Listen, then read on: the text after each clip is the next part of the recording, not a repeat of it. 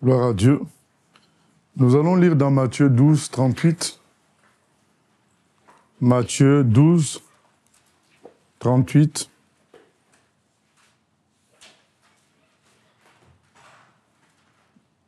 Matthieu 12, 38. Il est écrit ceci. Alors, quelques-uns des scribes et des pharisiens prirent la parole et dirent, « Maître, nous voudrions te voir faire un miracle. » Il leur répondit, « Une génération méchante et adultère demande un miracle. Il ne lui sera donné d'autre miracle que celui du prophète Jonas. Car de même que Jonas fut 3 jours et 3 nuits dans le ventre d'un grand poisson, de même le Fils de l'homme sera 3 jours et 3 nuits dans le sein de la terre. Les hommes de Ninive se lèveront au jour du jugement avec cette génération et la condamneront parce qu'ils se repentirent à la prédication de Jonas.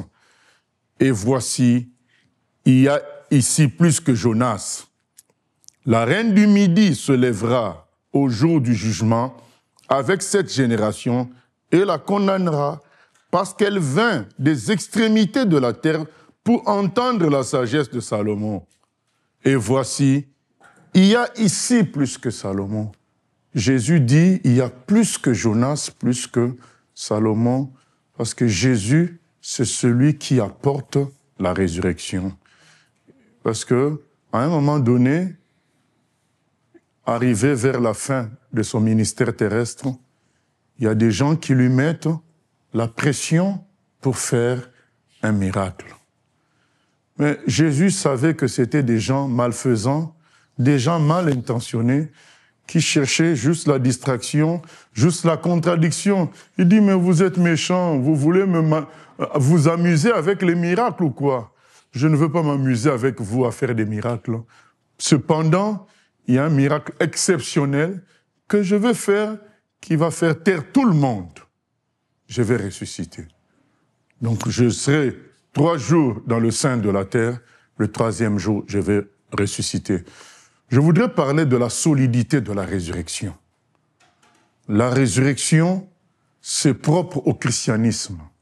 Donc s'il y a un point spécial que nous retrouvons dans la foi chrétienne, c'est la résurrection et la mort de Jésus à la croix.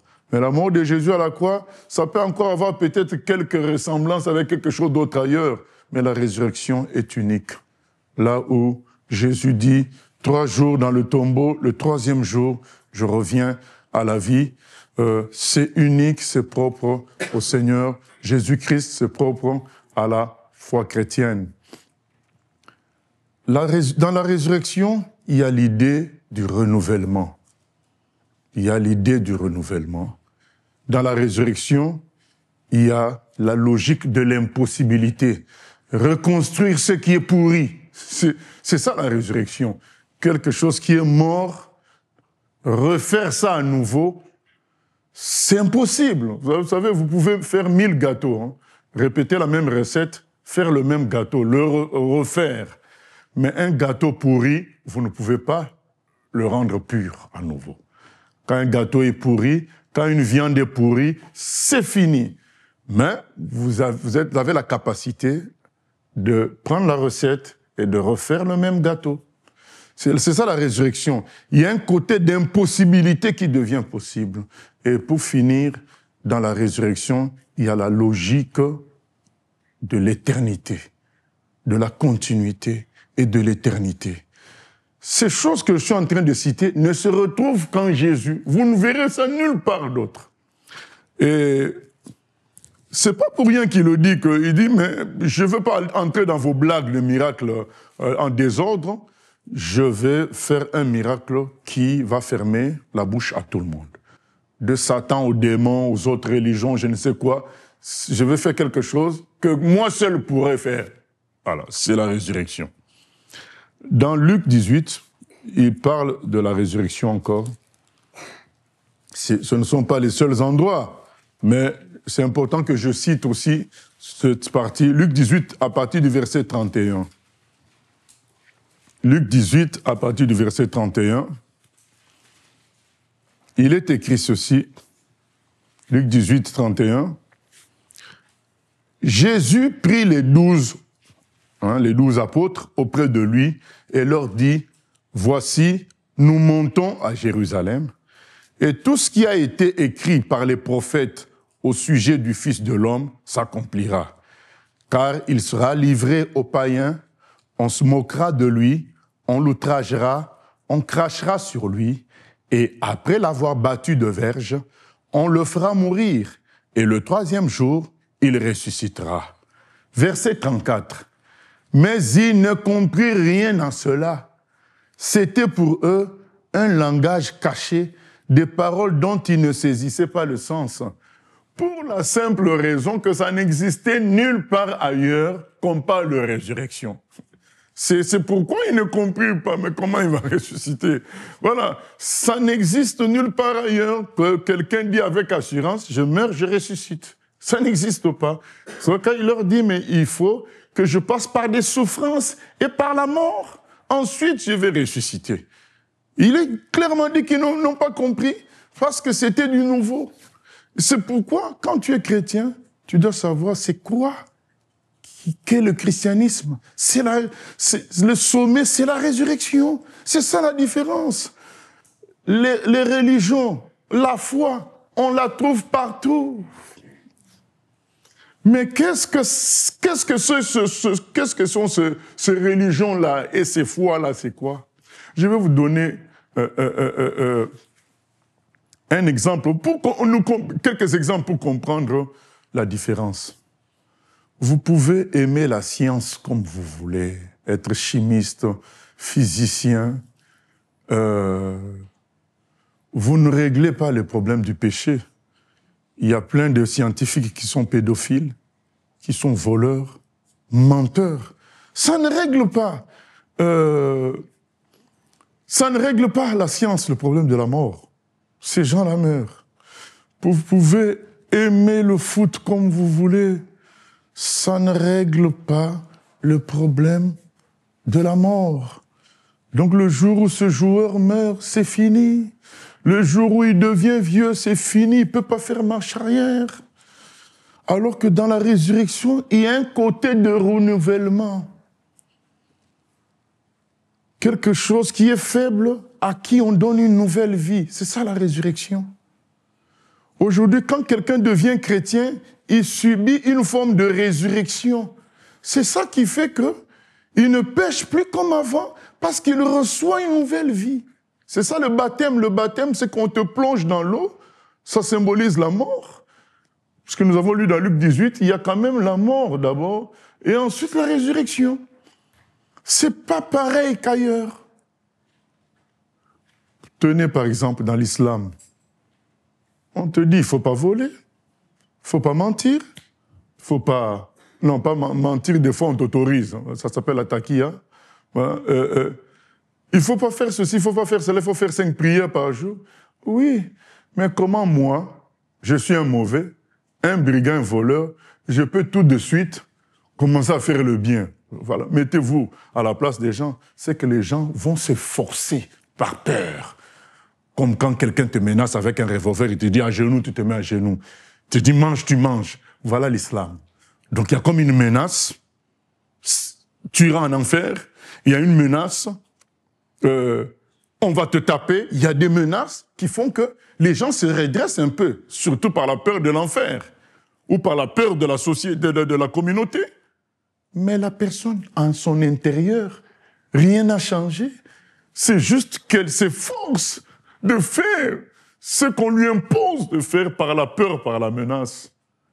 Mais c'est pas ce que propose Jésus. Jésus te dit qu'il te donnera un esprit nouveau, un cœur nouveau, une résurrection. C'est cette résurrection-là qui te rend capable de vivre la vie chrétienne normalement, d'obéir à la loi de Dieu, parce que ça te donne une nouvelle nature. Vous ne trouverez pas cette notion-là ailleurs. Tenez, par exemple, dans l'hindouisme. L'hindouisme, c'est encore pire que l'islam. Là, on te demande des sacrifices. Donc, pour être saint dans l'hindouisme, il y a des gens qui se mettent dans la forêt. Pendant 40 jours, il va manger que les fientes d'oiseaux.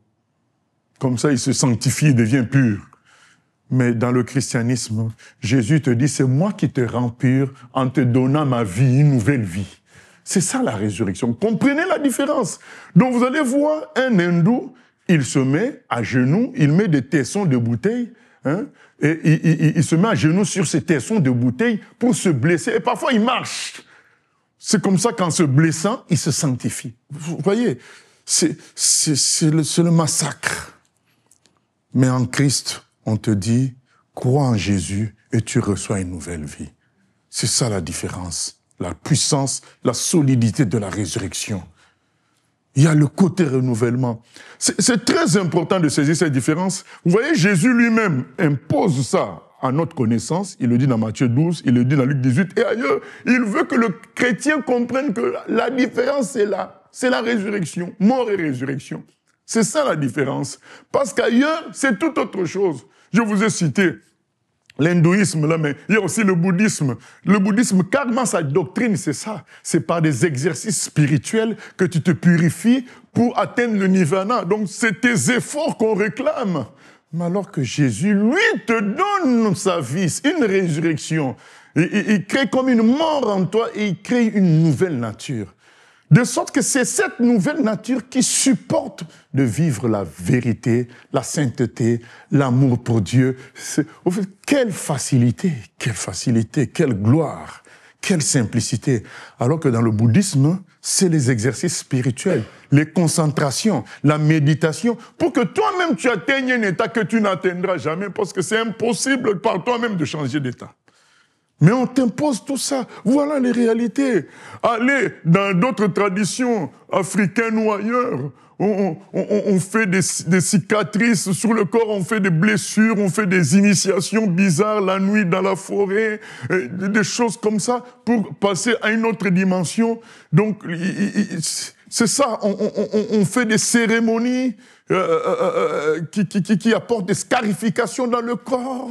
Des cérémonies horribles pour changer de dimension, alors que Jésus te dit, crois, reconnais tes erreurs et je te donne une nouvelle vie. La résurrection, c'est du solide. Et nous lisons encore un texte. Nous avons parlé de Jésus. Maintenant, nous prenons l'exemple d'un de ses apôtres, le frère Paul, qui va nous dire la même chose. C'est la résurrection qui fait la différence. Paul, il arrive à Athènes. C'est ça le contexte. Il arrive à Athènes, dans une ville où il y a plusieurs dieux, plusieurs statues. Ça lui donne la colère. Et il commence à discuter avec les gens pour leur dire, mais vous adorez n'importe quoi, statue par-ci, statue par-là, mais une statue, qu'est-ce que ça va changer dans ta vie? Donc, il discute avec eux, les gens disent, mais écoute, tu as trop parlé, on va t'amener dans un endroit élevé, comme ça tu vas parler, tout le monde va entendre ce que tu dis, on va analyser. Donc, c'est ce que nous retrouvons là au verset 22. Paul, debout, acte 17, 22, Paul, debout au milieu de l'aréopage, dit, il commence à expliquer aux gens qui étaient là, « Hommes athéniens, je vous trouve à tous égards, extrêmement religieux, car en parcourant votre ville et en considérant les objets de votre dévotion, j'ai même découvert un autel avec cette inscription à un Dieu inconnu. Ce que vous révérez sans le connaître, c'est ce que je vous annonce. Le Dieu qui a fait le monde et tout ce qui s'y trouve, étant le Seigneur du ciel et de la terre, n'habite point dans des temples faits de mains d'hommes. Il n'est point servi par des mains humaines comme s'il avait besoin de quoi que ce soit. Lui qui donne à tous la vie, la respiration et toutes choses. Il a fait que tous les hommes, sortis d'un seul sang, habitassent sur toute la surface de la terre, ayant déterminé la durée des temps et les bornes de leur demeure. Il a voulu qu'ils cherchassent le Seigneur et qu'ils s'efforçassent de le trouver en tâtonnant, bien qu'il ne soit pas loin de chacun de nous. Car en lui, nous avons la vie, le mouvement et l'être. C'est ce qu'ont dit aussi quelques-uns de vos poètes. De lui, nous sommes la race. Ainsi donc, étant la race de Dieu, nous ne devons pas croire que la divinité soit semblable à de l'or, à de l'argent ou à de la pierre, sculptée par l'art et l'industrie de l'homme. Dieu, sans tenir compte des temps d'ignorance, annonce maintenant à tous les hommes, en tout lieu, qu'ils aient à se repentir, parce qu'il a fixé un jour où il jugera le monde selon la justice par l'homme qu'il a désigné, ce dont il a donné à tous une preuve certaine en le ressuscitant des morts. Voilà ce qu'explique Paul. Il dit, mais vous avez plusieurs dieux ici à Athènes. Je vous trouve religieux. Je comprends votre tâtonnement. Voilà. Vous tâtonnez. Dieu a permis que le monde entier tâtonne en cherchant la vérité pour que le jour où la lumière vienne, tout le monde sorte de joie. Il a permis qu'on tâtonne, tu tâtonnes, et puis tu trouves, tu sautes de joie. Il dit, mais maintenant, votre tâtonnement doit cesser, puisque Dieu vient de poser la voie claire que nous devons tous suivre pour arriver à lui, c'est Jésus de Nazareth. Et comment nous le savons? Parce qu'il est ressuscité des morts. Voilà. C'est ce que le frère Paul explique. Il dit, mais comment nous savons? Alors qu'il y a toutes ces religions, toutes ces statues, moi aussi je vous amène une foi, une croyance. Mais comment je puis savoir que ma croyance c'est la bonne? C'est que mon messager, il est ressuscité. Ce n'est pas de la confiance aveugle. Vous voyez, nous tous, nous suivons des choses. Dans le monde entier, les gens suivent des choses. Et parfois avec un fort amour, un fort attachement. Mais la résurrection fait la différence. Pourquoi la résurrection fait la différence? C'est-à-dire, nous suivons quelque chose qui a vaincu la mort. Nous suivons quelque chose qui continuera éternellement. C'est là où Jésus fait la différence. Parce que je peux aimer le football, je peux aimer la musique, les stars, tout ça, mais ces gens-là vont mourir. Il y a des émotions. Tu peux aimer ta maman à la folie. Tu peux aimer ton père, ton mari, ta femme à la folie, mais tout ça passe. Un jour, tu l'entreras. Mais il y a quelque chose d'unique qui nous rassure que ça ne s'arrêtera pas, la résurrection. Si tu t'attaches à Jésus, il te promet la résurrection. Et pour te prouver cela, lui-même, il est ressuscité. C'est ça la différence. Barcelone, Real de Madrid, tout ça va s'arrêter un jour. Et ça ne reviendra plus. Ou bien, du moins, toi-même, tu vas t'arrêter. C'est fini. Mais Jésus, lui, il te propose la résurrection. Et pour te prouver que tu ne t'arrêteras pas, votre relation ne s'arrêtera pas, lui-même est ressuscité. Il a dit, j'ai vaincu ceux qui arrêtent tout. Avec Jésus, nous ne sommes plus dans les sentiments. Nous ne sommes plus dans les émotions. Nous sommes dans la réalité. C'est-à-dire que la personne a la capacité d'honorer ce qu'il promet parce que elle-même est ressuscitée. Mais Mohamed, qu'est-ce qu'il va te faire? Qu'est-ce qu'il va faire dans ta vie, Mohamed? Il est mort, empoisonné. Il n'a pas pu se souscrire au poison. Il en est mort. Il n'a pas dépassé 60 ans à cause du poison. Qu'est-ce qui peut changer dans ta vie? Lui, il a eu 9 femmes. Qu'est-ce que lui, il peut... Maintenant, moi j'ai dit un jour à quelqu'un, matin, nous tous en tant qu'humains, nous nous battons pour ces histoires de femmes. Et puis maintenant, quand tu viens dans une religion, celui qui doit te changer, lui-même en a eu 9, plus que toi. Bon, mais finalement, qui doit changer l'autre? Qui doit changer l'autre? Tu te bats pour la question de violence, tu viens dans une religion, celui qui est censé te changer, mais il était hyper violent, il faisait des guerres, il tuait les gens. C'est la contradiction. Mais Jésus te dit, moi, je vais te donner une nouvelle nature. Tu seras une nouvelle personne. Certains même fuient de venir à Dieu parce qu'ils se disent, je ne pourrai pas vivre dans la pureté, dans la sainteté. Jésus résout ce problème en disant, je vais te donner une nouvelle nature par ma résurrection. Il résout ce problème. Parce que nous tous, quand on était dans le monde, on se disait, mais si je me convertis, mais je ne tiendrai pas dans cette vie-là de vérité, de sainteté, de tout ça, mais parce que nous étions ignorants de la résurrection. Maintenant, quand on vient te dire, non, calme-toi, mon frère. Même si tu es voyou, tu es bandit, tu vas recevoir une nouvelle nature par la résurrection de Jésus. Ça change tout. Ah bon? Ah ben si c'est ça, je suis prêt à changer, puisque c'est Dieu qui va opérer la résurrection en moi. Oui, c'est ça la différence. C'est très important de saisir cette différence-là. Toutes les autres choses ont une force. Hein. Il y a des gens qui aiment le foot à la folie. Il va mettre 30 000 € de côté pour aller au mondial, au Brésil, je ne sais où.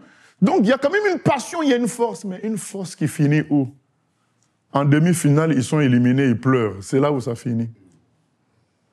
On ne nie pas la passion, on ne nie pas les émotions. Il y a des gens qui aiment leurs parents, leurs grands-pères à la folie, c'est notre ancêtre, ceci, cela. Mais il est où? Il est au tombeau. Et c'est vous qui allez nettoyer son tombeau, lui, il en est incapable. Donc, vous voyez que les passions, ça existe. Mais ça mène où? Ça mène nulle part. Seule la résurrection amène à l'éternité. C'est ça la différence. Donc le frère Paul explique à tous les Athéniens, il dit, je comprends, vous avez des passions pour telle divinité, pour telle divinité. Mais oui, mais pour aller où? Nulle part. Moi, je vous propose Jésus. Comment nous savons que j'ai raison? C'est qu'il est ressuscité. Donc, il peut me ressusciter également. Cette passion ne s'arrêtera pas. La passion entre toi et ton ami, toi et ta femme, ton mari, s'arrêtera. À cause du temps, à cause de la mort, ça s'arrêtera. Mais la passion avec Jésus ne s'arrêtera pas parce que les deux vous ressusciterez.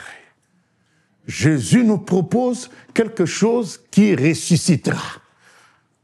Ce qu'on ne trouve pas ailleurs. C'est ça la solidité de la résurrection. Vous voyez, maintenant, quand le frère Paul, c'est pour nous montrer que ça n'existait nulle part, quand il en parle, il dit, verset 31, parce qu'il a fixé un jour où il jugera le monde selon la justice par l'homme qu'il a désigné, ce dont il a donné à tous une preuve certaine, en le ressuscitant des morts.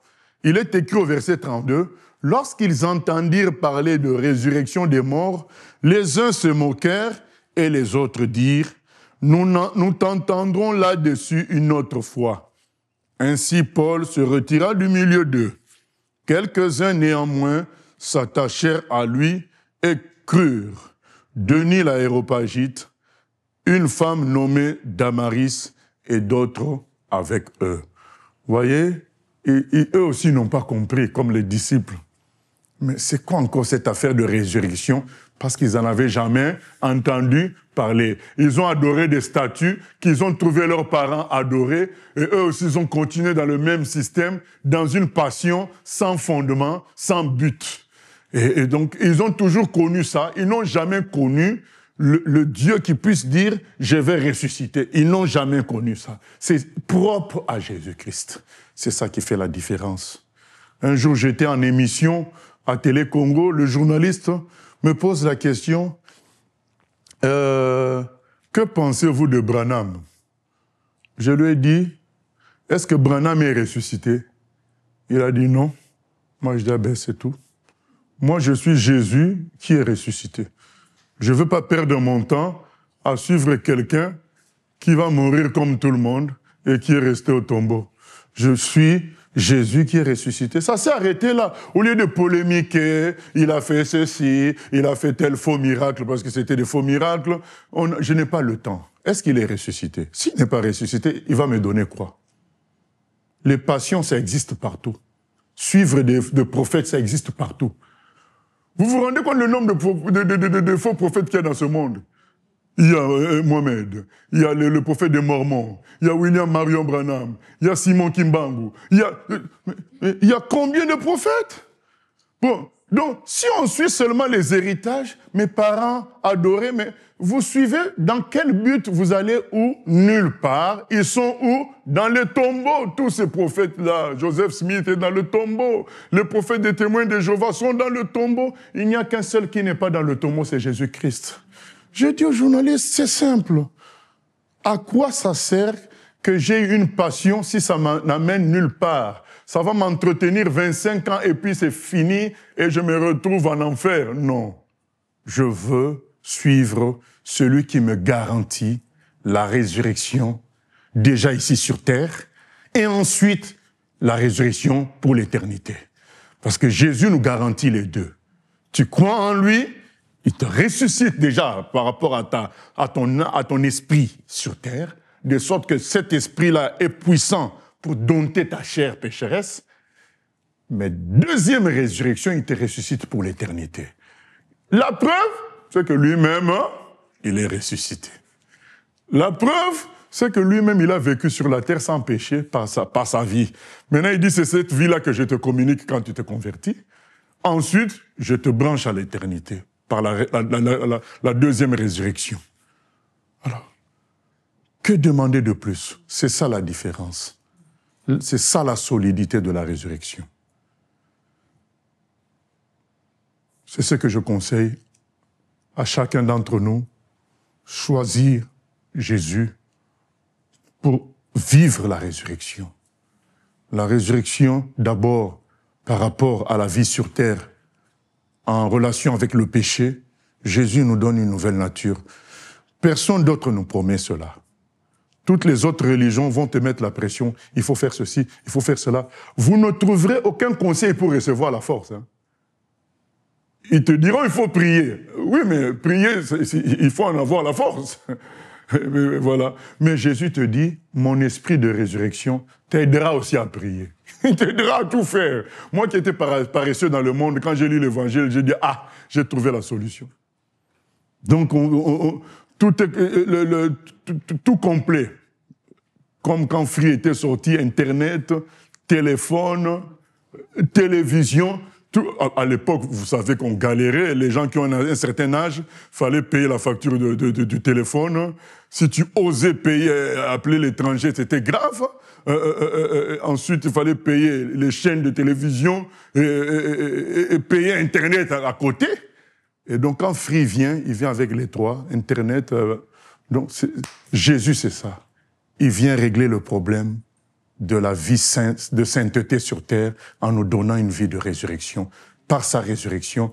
Deuxièmement, il règle le problème d'impossibilité. Vous savez, Jésus a vu un aveugle né. Il a prié pour lui. Ce garçon a vu. Il a vu un homme qui était paralysé pendant 38 ans. Il a prié pour lui, ce monsieur a marché. C'est ça la puissance de la résurrection. C'est-à-dire que ça donne une vie, ça répare ce que le péché avait tué. C'est ça Jésus. Dans la résurrection, il y a la solution à l'impossibilité. Et vous ne trouverez ça nulle part. Cherchez, vous ne trouverez pas quelqu'un qui propose ces miracles-là. Jésus les propose parce qu'il a la puissance de la résurrection. Et troisièmement, dans la résurrection, il y a la continuité et l'éternité. Et seul Jésus propose ça. Bien-aimé, ne fuis pas la vie chrétienne. Jésus te s'occupera de toi par la résurrection. N'aie pas peur de tomber plus tard. N'aie pas peur dans quoi tu pars. Tu pars dans quelque chose de sûr, puisque lui-même, il est ressuscité. C'est ça la différence. C'est une occasion à ne pas rater. Là, je le dis solennellement, comme le frère Paul, mon grand frère dans la foi, l'a dit dans la parole, il a dit, c'est terrible de rater un si grand salut. C'est-à-dire qu'on te donne tout complet, gratuitement. On te sauve de ta nature de péché, de pécheur, en te donnant une nouvelle vie. On te donne la capacité de régler l'impossibilité et on t'assure sur ton éternité que tu reçois aujourd'hui. Vous ne trouverez ça nulle part. Alors comment on peut rater un si grand salut? Mon conseil, c'est de le saisir aujourd'hui, si tu es là, tu as entendu la voix de Dieu, décide de te donner au Seigneur Jésus. Il est écrit dans la Bible, quand tu entends sa voix, n'endurcis pas dans ton cœur, saisis le salut aujourd'hui. Donne ta vie à Jésus, dis, j'ai compris que c'est par ta résurrection que tu accompliras mon changement, ma transformation. Et je ne veux pas louper cette occasion. Je veux saisir cette offre que tu me proposes. Bien-aimés, nous avons perdu une sœur très proche, mais l'évangile de Jésus nous rassure sur les retrouvailles. Alors que sans Jésus, vous allez vous retrouver où? En enfer, je ne pense pas que les gens vont se reconnaître, mais au ciel, on va se reconnaître. En enfer, ça sera des cris, donc vous n'avez même pas le temps de discuter. Mais au ciel, nous allons nous reconnaître. L'évangile de Jésus règle ce genre de problème, où on souffre de la séparation, mais l'évangile dit, mais non, je veux vous ressusciter, vous allez vous retrouver. Voilà. On peut supporter. Voilà. L'évangile de Jésus règle tout par la résurrection. Saisissons la main tendue du Seigneur. Et si tu es déjà chrétien, eh bien, pense à la résurrection maintenant dans tous les aspects de ta vie. C'est ça qui fait le christianisme. C'est ça qui fera aussi ta différence dans tous les compartiments de la vie sur terre. Voilà, nous allons prier que ceux qui veulent recevoir Jésus lui demandent maintenant, et s'ils veulent me voir après, qu'ils me voient. Prions le Seigneur. Éternel, nous venons prier afin que tu te manifestes dans nos cœurs en y apportant la puissance de la résurrection qui change tout, qui enlève la tristesse, qui enlève le doute, qui enlève le questionnement, qui enlève les complications. Remplis-nous de la vie nouvelle, remplis-nous de la puissance de la résurrection qui triomphe de la maladie et de toute forme de souffrance. Dans le nom de Jésus, je proclame cela et je viens prier pour ceux qui inclinent leur cœur à toi en ce moment. Rapproche-les de toi, qu'ils soient de nouvelles personnes et que tu les amènes à vivre le baptême, être de nouvelles personnes à travers ce contrat. Nous nous attendons à toi pour tout, Papa. Au nom de Jésus. Amen. Gloire à Dieu.